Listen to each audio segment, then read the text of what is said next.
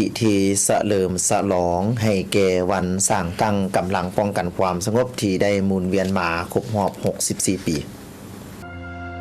พิธีเฉลิมฉลองวันสร้างตั้งกำลังป้องกันความสงบครบรอบ64 ปีได้จัดขึ้นในวันที่ 8 เมษายน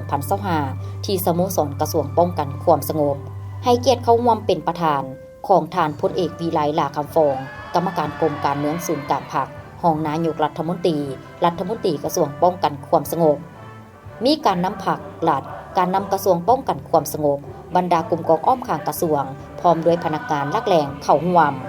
ในพิธีท่านพลเอกวีไลลาคำฟองได้ขึ้นกล่าวปาฐกถาเกี่ยวกับความเป็นมาของวันสร้างตั้งกำลังป้องกันความสงบครบรอบ64 ปีครั้งนี้แม้นดำเนินไปด้วยบรรยากาศที่ทั่วภาคทั่วกำลังประกอบอาวุธและทั่วปวงชนเหล่าทั้งชาติพร้อมขุนเขียวในการพันขยายมาที่กองประชุมใหญ่ครั้งที่ 11 ของภาคระยะท้ายสมัยแผนพัฒนาเศรษฐกิจ5 ปีครั้งที่2วาระแห่งชาติคือวาระแห่งชาติว่าด้วยการแก้ไขความยุ่งยากทางด้านเศรษฐกิจการเงินและแก้ไขปัญหายาเสพติดทางได้ยู่แห่งขบวนการสร้างผลงานเพื่อคำนำหับต้อน3วันประวัติศาสตร์ไปพร้อมกับการดำเนินกองประชุมใหญ่3คันเพื่อกะเกี่ยมความพร้อมหอบด้านก้าวเข้าสู่กองประชุมใหญ่ผู้แทนทั่วประเทศของพรรคครั้งที่ 12ที่จะดำเนินในต่อหน้าอย่างฟุดฟื้น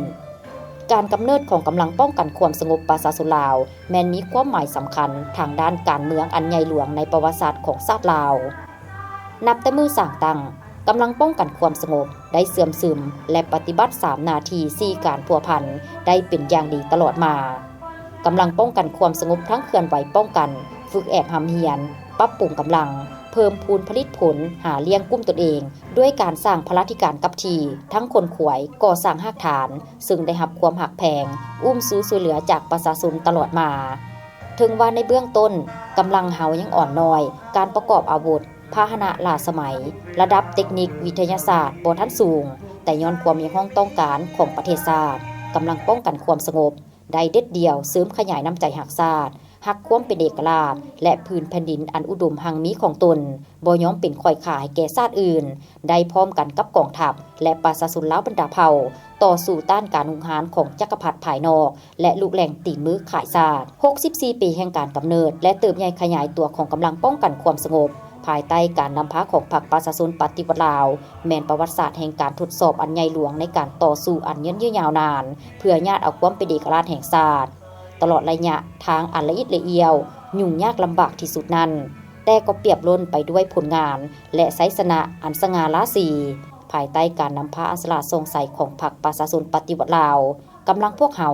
ได้สามัคคีเป็นจิตหนึ่งใจเดียวในการปฏิบัติหน้าที่การเมืองทั้งประสานสู่หบอย่างพิลาภาญออกแห่งปรับปรุงก่อสร้างกำลังของตนให้นับมือเข้มแข็งและขยายตัวเป็นลำดับมาตลอดระยะ50 ปีแห่งการปฏิบัติ2หน้าที่ยุทธศาสตร์ของพรรคคือปกปักรักษาและสร้างสรรค์พัฒนาประเทศชาติ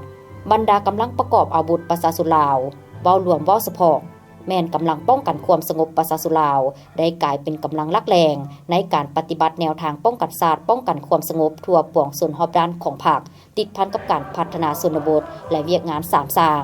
วาระแห่งชาติว่าด้วยการแก้ไขปัญหายาเสพติดเด็ดเดียวปฏิบัติแนวทางเปลี่ยนแปลงใหม่ของพรรครักษาและเสริมขยายธาตุแท้ปฏิวัติมูลเสื้ออันดีงามของชาติฝึกฝนหล่อหลอมทัศนะคุณสมบัติศีลธรรมปฏิบัติตั้งหน้าปรับปรุงก่อสร้างกำลังของตนให้นับมือนับเข้มแข็งในทุกด้าน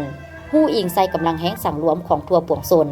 หันเอากำลังลงหักฐานอย่างแข็งแรงปรับปรุงองค์การปกครองท้องถิ่นช่วยเหลือประชาชนปรับปรุงชีวิตการเป็นอยู่เฮ็ดให้สภาพอยู่หักฐานมีความสงบโดยพื้นฐานเฮ็ดให้ประชาชนบรรดาเผ่าเชื่อมั่นต่อแนวทางนโยบายของพรรคและรัฐเชื่อมั่นต่อกำลังป้องกันความสงบ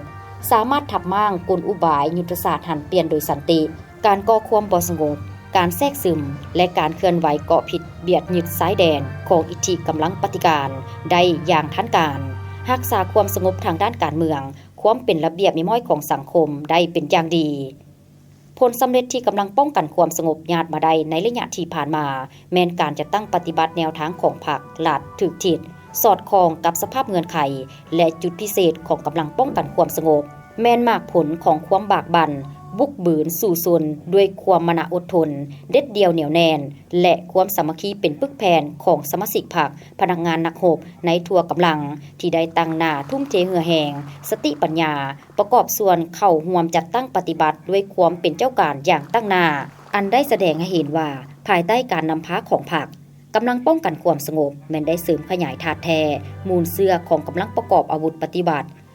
ยามใดก็สนองตอบต่อคำเรียกร้องต้องการของพรรคและประชาชนด้วยความจงรักภักดีซื่อสัตย์บริสุทธิ์ยามใดก็เด็ดเดียวเหนียวแน่นก้าวเดินตามอุดมการณ์ของพรรคตลอดระยะ64 ปีกำลังป้องกันความสงบได้เฮ็ดหลอนหน้าที่อันใหญ่หลวงที่พรรคและประชาชนมอบหมายให้แม้นระยะทางที่สว่างไสวและมีเกียรติสง่าซึ่งเป็นพื้นฐานอันหนักแน่นในการก้าวขึ้นปรับปรุงกำลังประกอบอาวุธให้มีแบบแผนก้าวไปสู่ความทันสมัย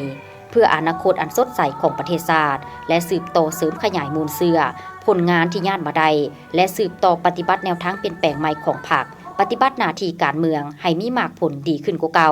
นำพากำลังพวกเฮาก้าวขึ้นสร้างท่วงท่าใหม่อย่างนักแน่น